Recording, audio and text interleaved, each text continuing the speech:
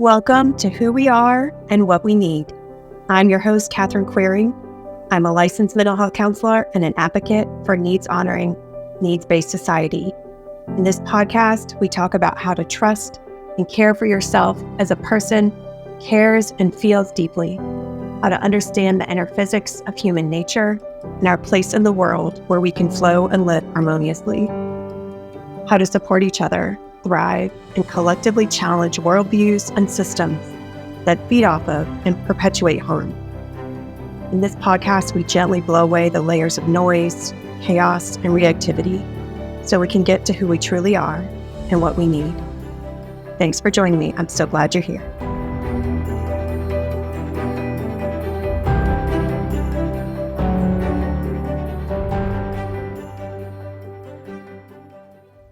Welcome back to Who We Are and What We Need. I'm your host, Quiring, and today I have with me my lovely friend, Amber Watson Landau, and she is a fellow therapist, but she is a speech therapist, and I'm going to let her do a little introduction for herself. I'm so excited she's with me today on this podcast.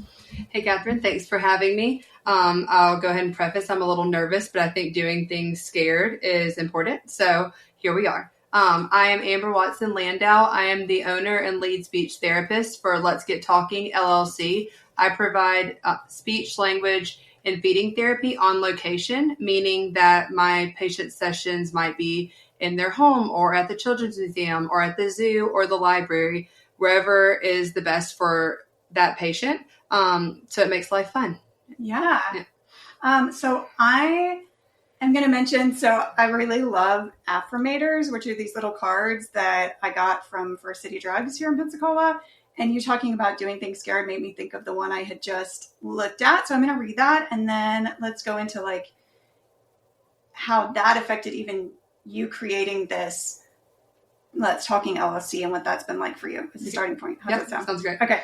So it says, courage. No one is fearless. No one. But even though I'm not fearless, I am courageous. When my fear shows up, I don't run away from it. I use my courage to conquer it. My courage allows me to walk right up to that fear and kick it in the nuts, then quickly hide behind someone bigger until it goes away. And I will try to remember to put the picture of it on the show notes because it's this I love that cute little mouse with a super cape on it. I love that. I actually was just telling one of my patients yesterday that I was doing this because she's starting a new school tomorrow. And so a little bit about me that might be different than most therapists. There's a lot of things that are different, but I treat a variety of different ages. So I do have early language patients, but I also specialize in social skills and individuals with on the autism spectrum. So I have had patients all the way from, 5 months old to a 27-year-old. It makes life fun. Yeah. But so I was literally telling my patient yesterday that I am doing this. I would be thinking about her. So we both have big things today, but I make them push themselves. So I think it's important for me to do the same. Yeah. What's it like for you getting to create a space that works really well for you in your business and then be able to invite your clients into it and find clients that, or if you call them patients, I'm not sure, that really are a good fit for both of you and that you can share that kind of camaraderie, yes, right, from these different places. Yeah, so a little bit about me again. I have been on the family side of therapy. My nephew Sullivan has it was a random genetic mutation. And so with that, he is doing amazing and he's 10 now. But I was actually already in school for speech whenever he was born and we went through his diagnosis process. But because of that and being on the family side, I treat a lot differently than most therapists because my sister, she actually has a master's degree in teaching. And then she would leave her therapy sessions with Sullivan and want to know how to carry things over. And then, or they would say this when he was little, signed more. And she's like, he's been doing that at home for months. So I actually did my research in graduate school on the importance of parent-clinician communication for the effectiveness of therapy.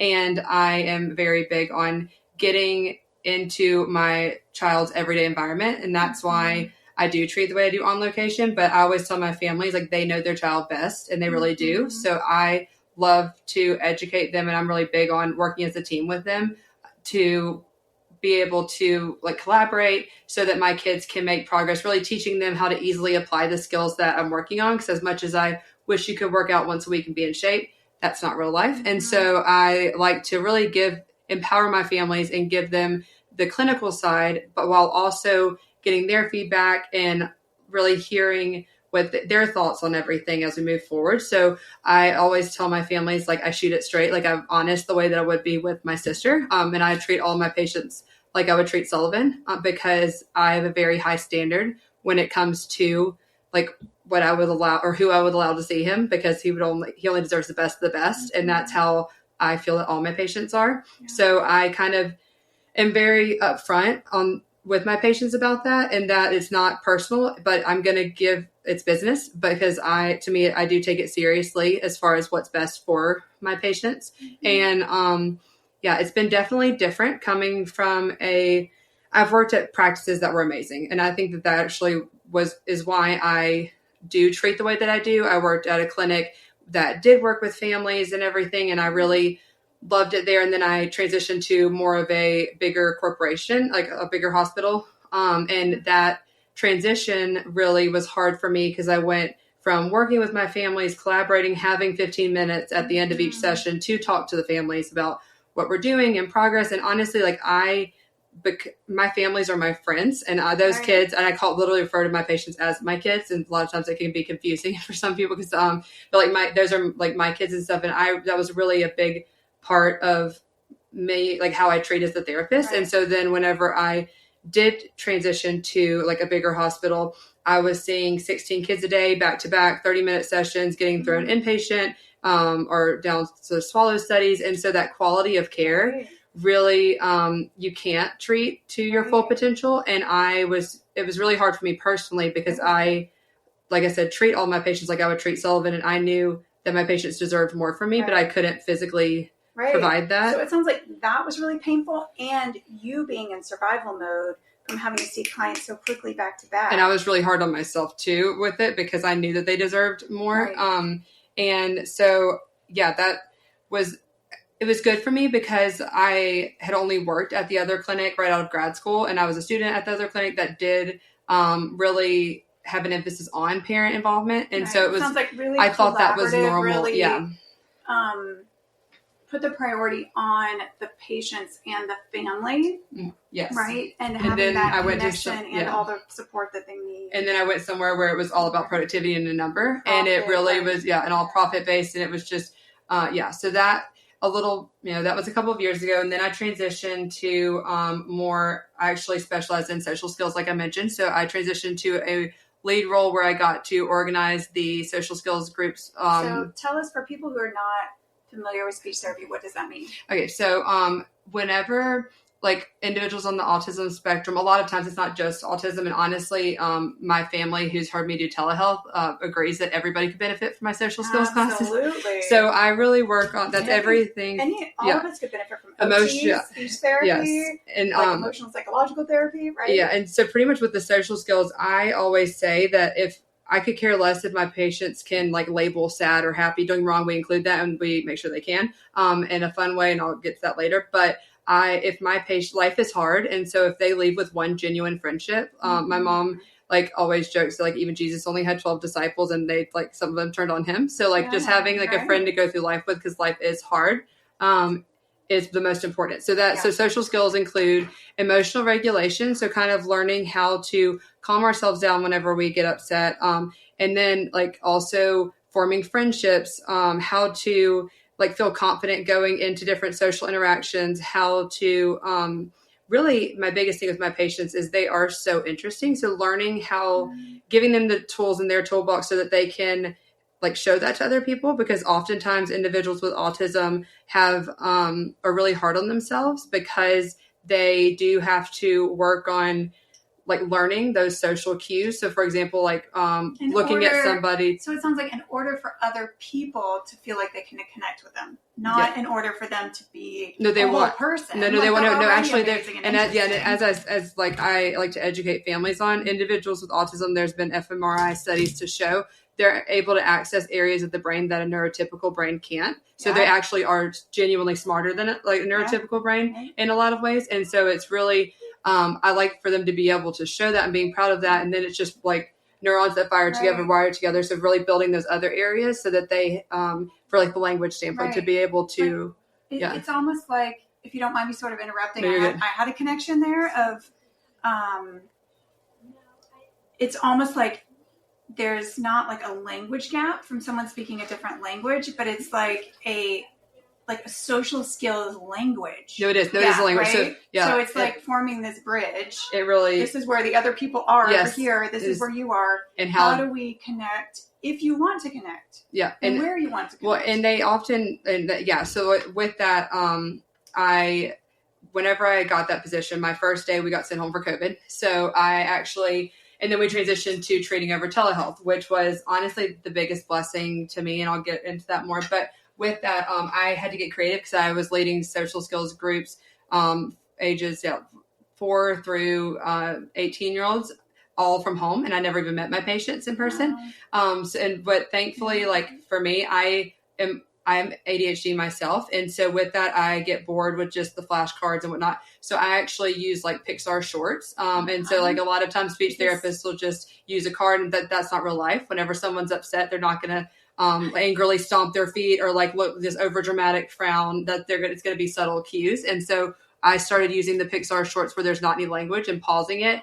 And then having my patients like, if they how do we think they're feeling? And then taking it one step further. If they had a thought bubble over their head, what do you think they're thinking? And then if they're thinking that, what could I say? And then I had a patient tell me later that it was actually helpful for him because he saw that even when there was conflict, because, any show is going to have have that, there's resolution. And that was helpful for him to know that because every time he would feel like he quote messed up, he thought that it was just done, he was hard on himself. Yeah. So knowing that that happens to everybody, but there is the happy ending at the end of the thing was something that I didn't even intend for them to learn from it. That was really helpful for them.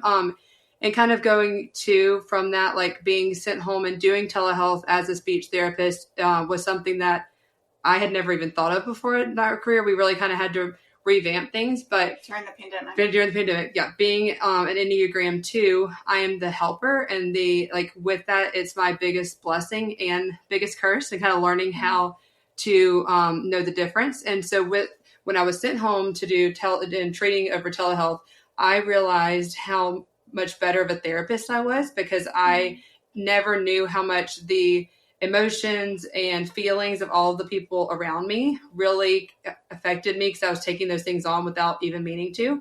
And so whenever I was working from home, I realized how much I could be there more for my patients. And that was definitely an interesting, as a 2 on the Enneagram, I oftentimes was very social, and I never realized that the difference in that. Yeah. So I'd like to talk about that a little bit more, if you don't mind. So I have ADHD as well, and I've actually been exploring what other types of neurodivergence I have, which you may not know. And there's some gifted, and there's a lot of autistic traits, it's Asperger's kind of stuff. It's all like a catch-all, yeah.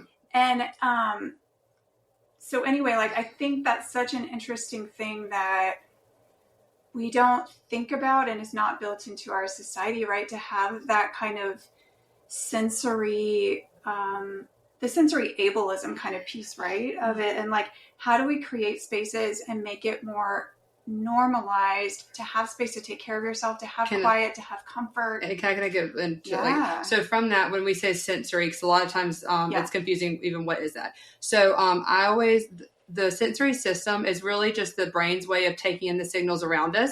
And we all have different things we do to get our just right place, as I call it. So for example, when I'm talking on the phone, I'm usually pacing around. Whenever I'm working or in work mode, I like to turn all the lights on, because it's gets me awake. Whereas my husband could work in the dark, and I'm that literally I would fall asleep. I cannot. Right. But that helps him feel calm. But that helps him feel calm. So we all have these things. We just don't think about them. Whenever it's time to say, do our taxes or do something we don't want, sitting there and focusing, we all do these things without thinking twice about it.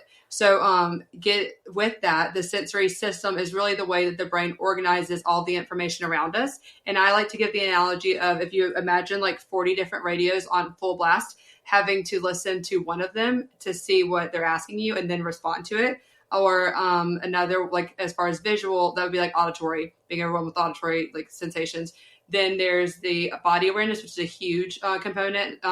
And if like when you're sitting down in the chair, you can feel your butt against the chair. Or if you put your hand down on a table, you feel your hand hit the table. Whereas someone whose sensory system might not be regulated is hypo, then they have to hit it hard to feel, to have that feeling. Right. But the reason that this is important, and I could go as far as like with sight and like visual and lights and whatnot. Imagine somebody shining like a bright flashlight in your eyes. And so the reason that all of these things matter, and it's not that anything's bad, it's the way that the brain takes in the information. So it's learning, it's teaching the brain how to more sensitive. Yes, and some stronger, and some things and some things are helpful for us. And so with that, it's learning how, really teaching the brain how to take in that sensory system. And what I call it, like I like to be proactive instead of reactive. So figuring out what it is our body might be dysregulated on, and then creating a sensory diet, figuring out what those things are that we can do. Like I mentioned, for me, like the lights being turned on, or the like I like to have a candle when I'm studying, like strong smell. But for my kiddos, it might be giving them a movement activity before it's time to sit down and attend. So, but the reason it matters is because whenever your brain, like your body naturally self-protects. And so whenever your brain can't process that information correctly, and you can't feel where your body is in space, or you can't see visually, like the light is affecting you, it's increasing your cortisol levels, and then it's going into fight or flight, and you're not able to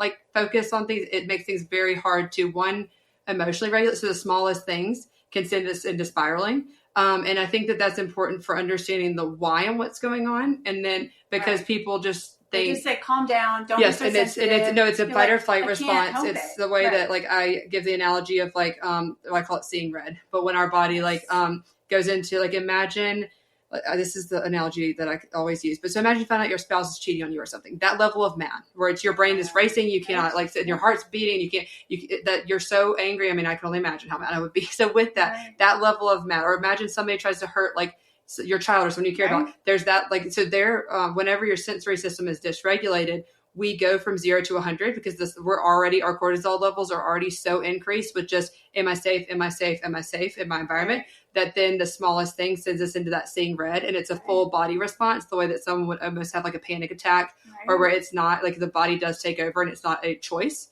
And so I think that that's important to first understand what is going on, and understanding that it's not bad or wrong. It's actually like, it's neither nor.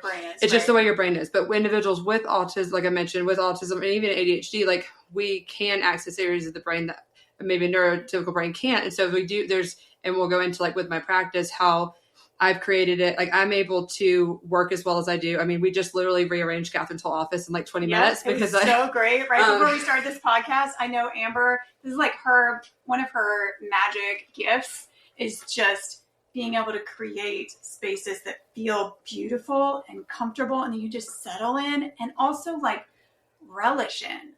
And that's what I like to think of, like a warm hug, kind of like you want your environment to be kind of like a warm hug, somewhere that people can come in, feel invited, like, sit down and comfortable. So with that, we just, like, rearranged Catherine's whole office, and it looks great. Include a picture with it. But so with my ADHD brain, I'm able to do a lot of things that, like, a neurotypical brain can't.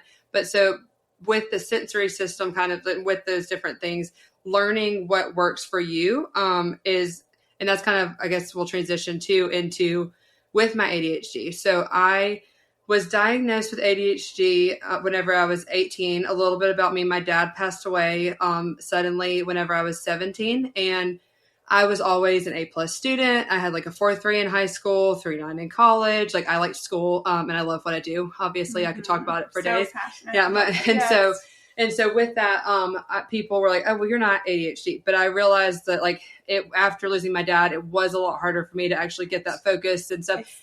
When the demand exceeds your abilities, right? That's when you finally are like, oh, maybe there's something else going on here. Yes, and I pushed to.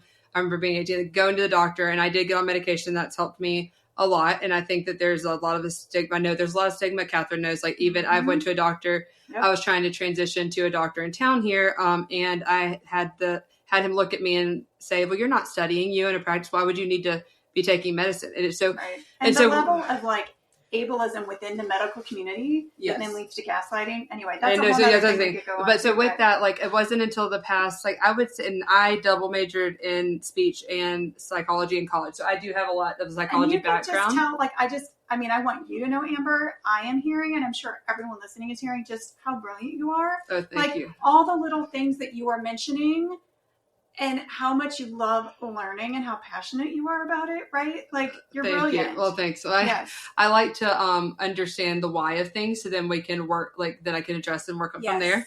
As opposed to, and that's what I always tell families, I'm never like saying, when I'm telling you about a behavior or why that's happening, I'm never saying that as an excuse. I like to understand the why, so then we can address it. Exactly. There's the function behind it. Yes. And that is also one of the gifts of neurodivergence, which is the umbrella term for ADHD, autism, all sorts of sensory things, right? Yeah. And so having, like, been, knowing I had an ADHD diagnosis and whatnot, even, like, it wasn't until about the past 5 years that I would say I started seeing research that came out about how differently ADHD presents in women. And I've even had family members, like, tell me, like, you're not ADHD, like, you're not fidgety or not. And I'm like, my brain is, the way I'm always talking, my brain's firing double that. But and Catherine actually has helped educate me on two, like, different things that I didn't even realize were my ADHD. And things that I had a lot of research and helping each other with that. Yes. And I just, things that I thought I was just bad at, and I had a lot of shame around, because it was like, this shouldn't be, why is this hard for me and, like, not hard for anybody? Adulting, really. Absolutely. Like, why is it, like, so hard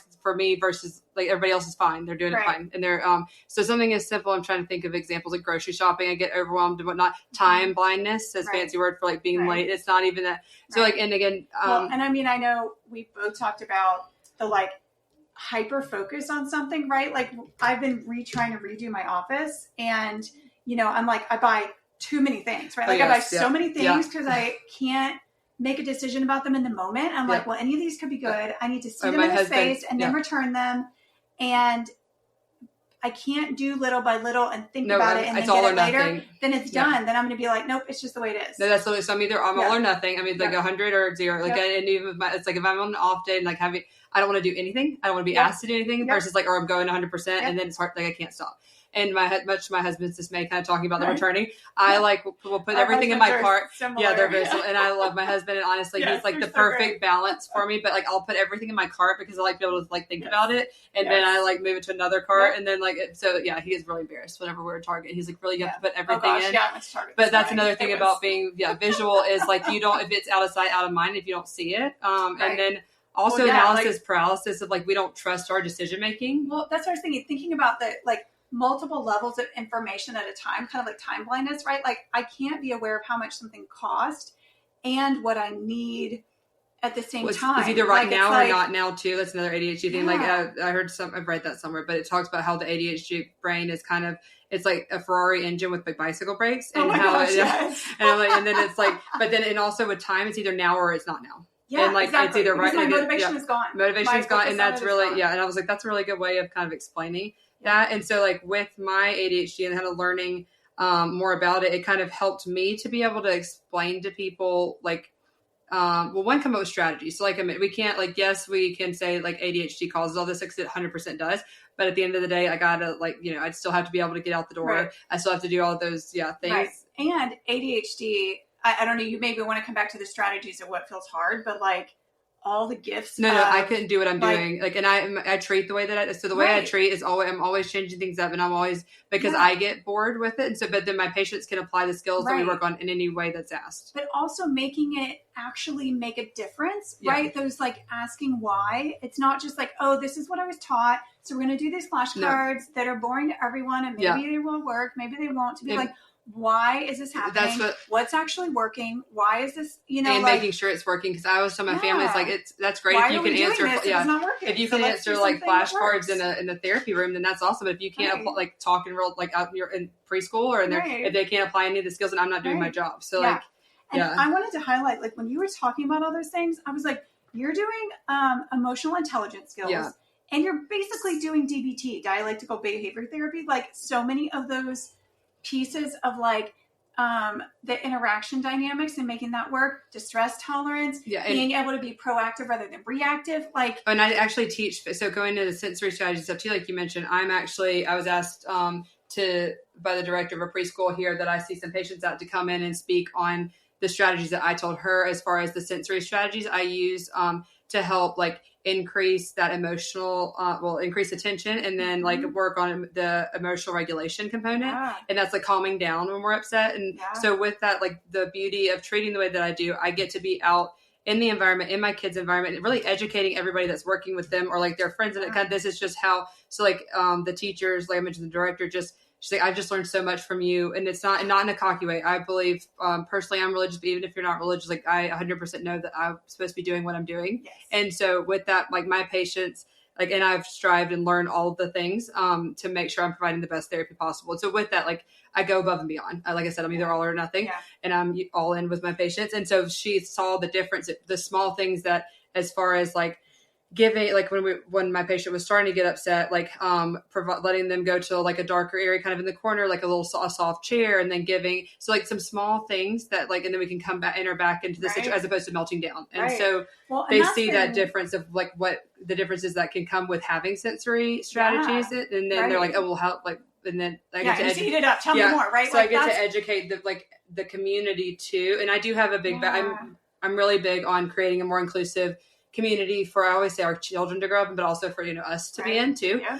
And so I have served as like Alabama Autism Society Junior Board President, and I served on the board for Project Outreach Gulf Coast. And it is a nonprofit that actually started at my high school. It's the reason I'm a speech therapist, but it was created to help bridge the gap between the students with special needs and the neurotypical students for the betterment of both groups. Though it's not just like, oh, I'm going to help you. Like that's why I'm a speech therapist. Instead of like paternalistic. No, we learned all of the things and they became friends, and that's why I'm the therapist today. And so I'm big on changing the community again, because like it's great to be able to apply the skills in therapy, whatnot. But like if we're not applying them in our classroom or in their everyday environment, or not classroom, with friends and with their parents, then I haven't done my job. But also if I'm not educating families on, look, these kids are a heck of a lot smarter than most of us. Yeah. So like, and they really genuinely are. I've had patients, like I had one patient who, when I was doing telehealth, we always did show and tell, and he drew a picture of it was Christmas time, my mantle. And he even was able to label all the books titles, and he barely had seen it within, like, it was a flash because I was going to show something. I mean, and he saw it for 2 seconds. He could sit there and draw the whole thing, like visually the entire, even like like I mentioned, the book titles. He even had like the people drawn in my frames, and so it was in like the color, but he drew it with 10 minutes, like within 10 minutes, because he'd forgotten to do a show and tell project. And I keep thinking, like, as a society, it is so painful to me to see that we're missing this, and that like part of my passion is how do we create the space, the comfort, the skills to let everyone be able to flourish. For the untamed, unmasking, overwhelmed, burned out, fired up, cycle-breaking transitional characters. For the justice-minded, compassion-fed, curiosity-led, self-trusting, flow-loving, inspiration-seeking, neurodivergent healers. For the queer, creative, expansive, empathic, spoony, spicy, sassy, slow-moving, novelty-seeking, witty, wild, magical, and mystical. We are you, and we are here for you. We are a space of and for collective care. Come rest, come be inspired, come dream and imagine, come be yourself and play, come rage and grieve and belong, come be a part of and create collective care with us. Find us at catherinequiring.com/collective care. And I think that the big thing with that has been, and that's why I am so passionate about it, because like I said, my kids are so much smarter than me or than and so, and right. Most neurotypical. No, but right? So with that, like cancer, cancer, we cure, like the kids are, I've had a 14-year-old that could track he wanted to be like Jim Cantori. And he, honestly, it's probably better. So he would track the hurricanes when they were coming, and he was always way more accurate. He would have the temperature, and like all the, everything was always within like, it was 1 or 2 up, he was insane. And he was 14 at the time. So just turned 14. So with that, I'm big on like teaching my kids, really increasing their confidence, so giving those the tools that I can to because they are a heck of a lot smart. They're gonna be able to accomplish things that like we wouldn't even dream about. Yeah. So like helping make sure they're confident, and like that's what I mentioned, kind of having friendships, like fostering friendships, because the world is gonna be hard. Right. Life is hard. Right. So like, and you're gonna be able to be resilient when you know your worth, and you have at least one person to go through that with, to help give you the courage to advocate for yourself, to figure out like, and I think more people are starting to. I know myself, even like creating a business. So Catherine actually helped me a lot whenever I started my practice with, I had just done, I started mine like a couple years before that. And so like creating a business and being mindful when I was creating my business on like making a business that was tailored to what worked best for me. I was going to be, I'm able to work my best whenever I like am, instead of just filling up my schedule, just to fill it up. So I work best, like I mentioned, all or nothing. So I work better like for working 4/10s because I am either like 10 hours. But also like my patients, like spacing them out and not just filling up my schedule and giving myself those breaks, but being able something, and even things as simple as like emails. Sometimes I can get overwhelmed by it, but so with that, like telling my families in the front end, the best way to reach me is to text me if I like, I'll respond at the end of the day. But you really helped me with like being intentional of starting the practice that worked for me. Because I feel like most of the time you would just want to jump in and get the numbers. Don't get me wrong, I got the numbers right off the cuff. And people, once they see, I mean, my work speaks for itself. Like the progress my kids make, it blows me away half the time. And again, I'm religious, so I feel like for the universe, like I always pray for that. My kids really know, like before I see any of them, that I can be like the hands or feet of God. And I'm religious in the sense of like not the judgy kind. To me, God is love. And so like loving and making my like patients feel valued, and then also their families feel supported. And I guess that also kind of transitions into, I've noticed that a lot of my parents just are so isolated like from each other. And then I always joke, like I want my friends to have kids at the same time as me and my husband. So like our kids can be friends. We don't have to deal with, like I say a-hole, but jerk parents or jerk kids. And so with that, I've actually been creating, and it'll be launching in September is the goal, but in the fall, so very soon, creating like a parent society, all seasons parent society, to help connect parents with other parents in the same like beautifully chaotic season of life. And a big part of that goes into, because you're physically having to take care of little ones, how can you like feed back into yourself and also take care of you? And also creating, like giving them a community of people that are supportive, and even their kids, like they can connect with other kids in the group so that the children also have a supportive community to grow up in. But then I wanted to have like a clinician side, 'cause I just know so much, like so many random things that make such a difference. Like as far as straw drinking, works on strengthening. So when kids drink from straws, they're able to, it helps them be able to talk earlier and like articulate better. And like for feeding, they can eat like controlled foods better. So with that, like little simple things that I know make the world of difference. And same with like my coworkers that I used to work with and whatnot. So I've created a multidisciplinary team of us like healthcare providers to be able to provide education for our families, and then also really advocate for the families, because we do know so much about like our field, and with social media and whatnot, there's so many mixed messages. It's like, you can never do this, or if you do this, then your kids are going to be messed up forever. Or if you don't do this, they're going to be screwed. And it's like, well, and it's like half of the stuff is just plain like stupid from a clinical, like, so excuse me, like educate. It's just dumb. But then also there's no one size fits all. What's best for you, as I always tell my families, what's best for you is best for your baby, because babies biologically and kids, they feed off of their parents' feelings. And that goes back into like, again, that fight or flight. So if the parents like, and it was that survival, back in the day. But so with that, like, what's best. And I want to clarify that. What's best for the parent's nervous system. Probably going to be best for the kid. And I'm talking about like with children, like babies and stuff. So with that, like a lot of times parents, I've found a lot of parents put a lot of stress on themselves that they have, because they like don't, to always make the right decision or always be doing. And so, but that stress, that baby feels that stress. And so I always tell like my moms, well, one, I wanted to have the team to educate. So like, how do we, as healthcare providers, we have years of experience, we have the education in it, we actually know what we're talking about, and we can be a sounding board for you and like provide you with this education, and also like help empower my families to make their decisions. But what's best for you might be asking for a sitter, like, and going to take a nap, and then you're able to come back and be a more present mom and not so hard on yourself. And so really helping create this one place that my moms can come to. So we're creating an online portal that will have both like chat components, so you can connect with other moms. We'll have monthly meetups, and I'm working on or partnering with like locally small-owned businesses in the Pensacola area, because I do want to promote small-owned businesses like myself. So we'll have those monthly meetups, and we'll switch out between having like a social meetup one month and then like an educational meetup one month, where we'll switch between our teams. So for the team, sorry, I have a speech therapist myself.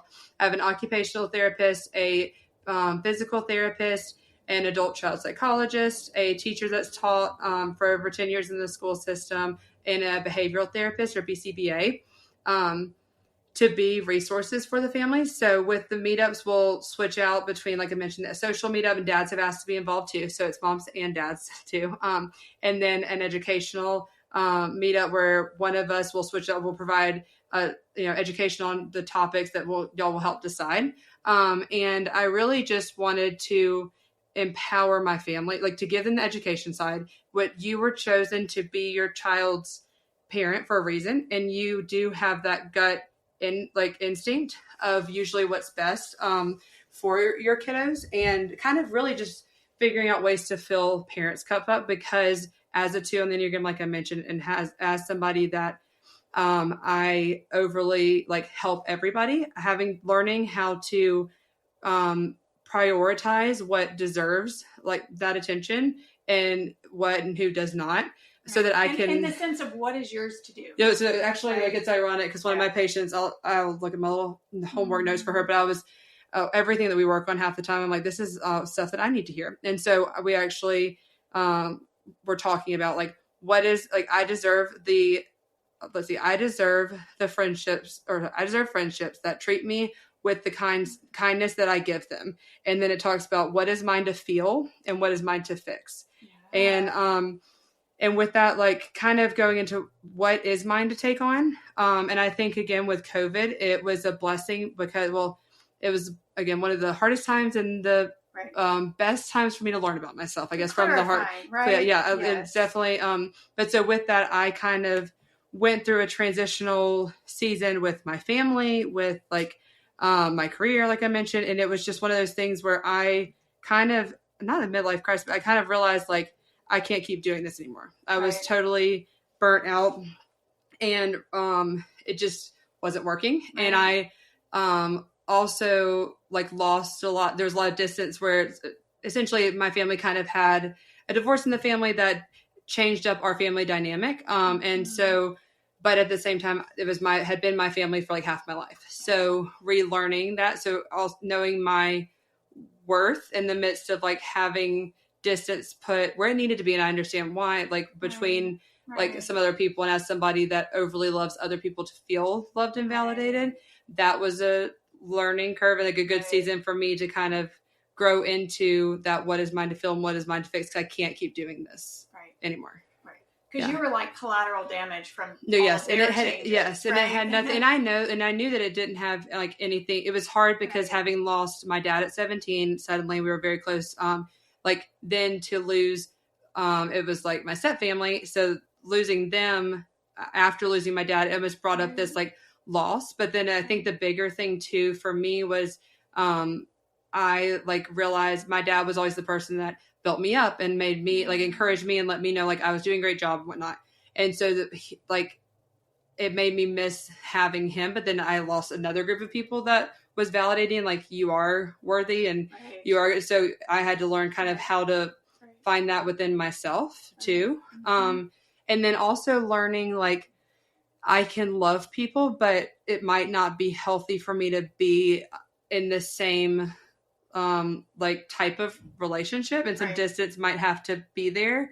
And that's been definitely a learning curve too, setting those boundaries, because as a helper, essentially it all boils down to, and I always say with my patients and my families, I want them to know that they are interesting and they are valued and they are loved exactly how they are, without having to do anything, without having to change anything about themselves, just as they are already, and how they already have been, and they are interesting. And so I want my families to feel that, and I think that's what has made me good at my career. But I think that does stem from my I felt maybe it comes from what you want and want to be told. And so yeah, that's been like a learning curve too for me, is setting boundaries as somebody that naturally, and it's an autopilot response, like would just jump in and be helping people without even thinking about it. Right, because you're so attuned, like you're hyper aware, like when we talk about sensory things, right? Like hyper aware of other people's emotions and when they feel bad. And so like, of course I want to jump in and help.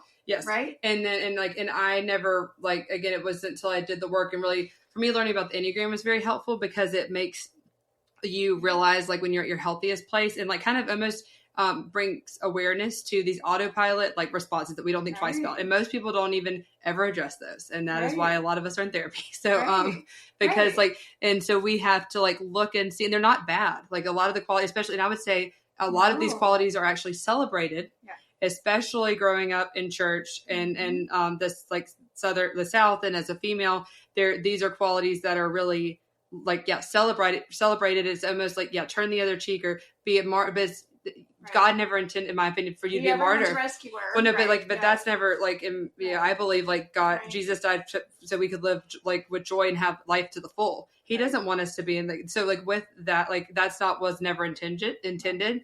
But so those qualities that were not only burning me out, but like they were burning me out, and they kept me in relationships where I wasn't being treated in the way that I deserve, and I would even take it as farther as I was being treated in ways that weren't healthy at all for me. But I just, because I loved that person needed me, I overlooked those things.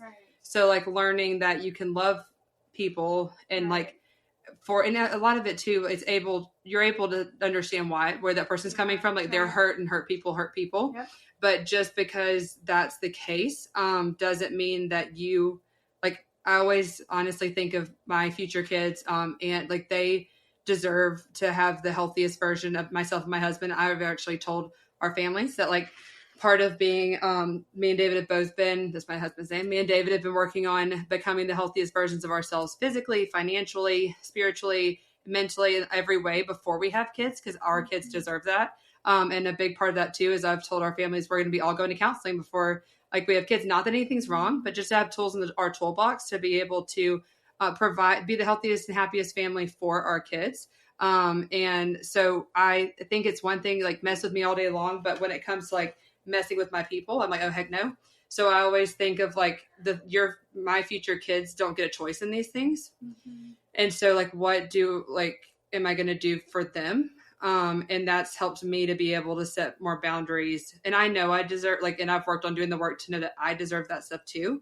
But sometimes, at least reframing it for me, it was helpful to get started. And then once I started doing the work, I realized that I do deserve that myself. Right. Well, because you learn how to be in relationship with yourself, right? Yes. Instead of just, I'm aware of the relationships I have with other people that are at risk if I don't help them, or I feel the tension of them. Anyway, that's a whole rabbit trail we could go down, and I know we have to wrap up soon, which is so sad. No, I know. But any final thoughts, anything that you feel like you wish you had said that you haven't said yet, or like we will obviously include stuff about the all season. Yes. And I think the biggest thing would be, as somebody that like with my dad passing away at 17, my mom like put me and my brother in counseling, which I'm very thankful for. And so as somebody that was in counseling, even at a young age, and that did double major in psychology, and I felt like almost all these people were like, oh, write down 3 things you're grateful for, and then it'll all be fine. And like, it wasn't actually until